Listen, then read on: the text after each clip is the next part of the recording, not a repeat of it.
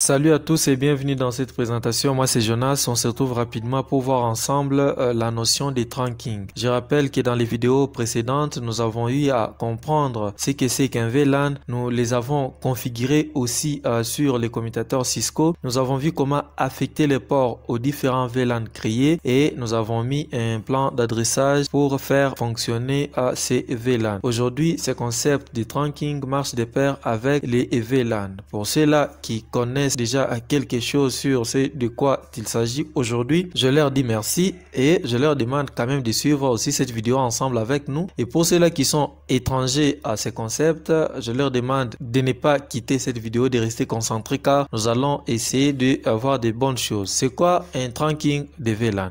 Nous avons en place notre petite topologie qui a été mise en place dans une université qui comprend trois facultés, la faculté d'informatique, de médecine et de polytechnique. La faculté d'informatique en ces temps-là, c'est-à-dire le moment où cette topologie a été déployée et mise en œuvre, la faculté d'informatique comprenait 3 étudiants, la faculté de médecine en avait 10 et la faculté de polytech en avait 5, ce qui donnait un total de 18 étudiants dans cette université. Et notre commutateur disposait de 26 ports. Alors, ce qui donnait quand même la possibilité, n'est-ce pas, de prendre en charge ces étudiants. Mais après un moment, parce que l'université est en train de grandir, aujourd'hui, le comité directeur de cette université nous a fait part de l'évolution de son institution. C'est-à-dire, aujourd'hui, on a 48 étudiants pour cette université. Et quand on va comparer avec les nombres de ports présents sur les commutateurs 26, c'est pratiquement impossible que tous ces étudiants soient pris en charge dans ces VLAN. Aujourd'hui, la faculté d'informatique a 15 étudiants, celle de médecine en a 20 et celle de la polytech en a 13, ce qui donne au total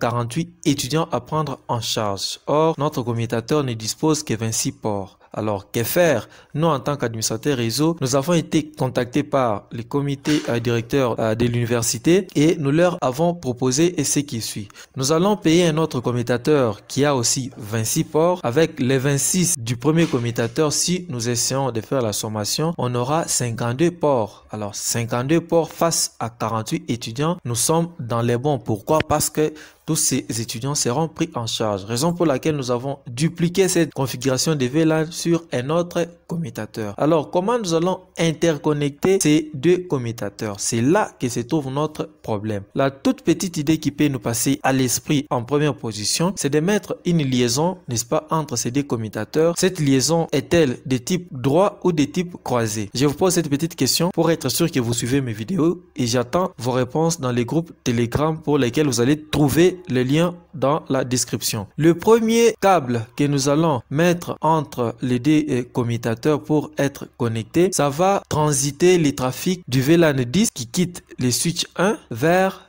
le VLAN 10 qui est au niveau du switch 2. La deuxième liaison va prendre les trafics du VLAN 20, n'est-ce pas, qui quitte le switch 1 vers le VLAN 20 qui est sur le switch 2. La troisième liaison va quitter le VLAN 30 sur le commutateur S1 vers le VLAN 30 sur le commutateur S2. Pourquoi? Parce que tous ces VLAN ont leur homologue de l'autre côté. Mais avec cette façon de réfléchir, lorsque nous avons un VLAN, ça va nous donner une liaison, ce qui est un grand travail. Et c'est pratiquement inadmissible qu'on puisse rester dans ce genre de configuration. Imaginez que nous avons 40 VLAN sur ces commutateurs. Nous allons dupliquer cette configuration vers un autre commutateur pour avoir aussi 40 VLAN de ces côtés. Ces 40 VLAN doivent communiquer avec leurs homologues respectifs. Ce qui veut dire que nous aurons 40 liaisons entre ces deux commutateurs. C'est la raison pour laquelle on est dans un danger permanent. Alors, que faut-il faire nous en tant qu'administrateurs? Nous allons mettre en place une seule liaison. Cette liaison va être taguée. Ici, j'ai mis quand même les codes de couleur pour faire référence à nos 3 VLAN. Ok, certes, il y aura des numéros, n'est-ce pas, en rapport avec les VLAN. Tagué, sous-entendez seulement que nous allons prendre les numéros de VLAN qui va garder ces trafics. Lorsque ça arrive à la destination, on prend le numéro de VLAN là, ça devient une référence pour acheminer vers les VLAN correspondants. C'est une notion que nous allons voir dans la vidéo suivante. Ok, donc cette liaison va prendre en charge les trafics du VLAN 10, les trafics du VLAN 20 ainsi que les trafics du VLAN 30. Et cette liaison mise en place entre ces deux commutateurs pour prendre en charge au même moment tous les trafics de tous les 3 VLAN, c'est ce qu'on appelle une liaison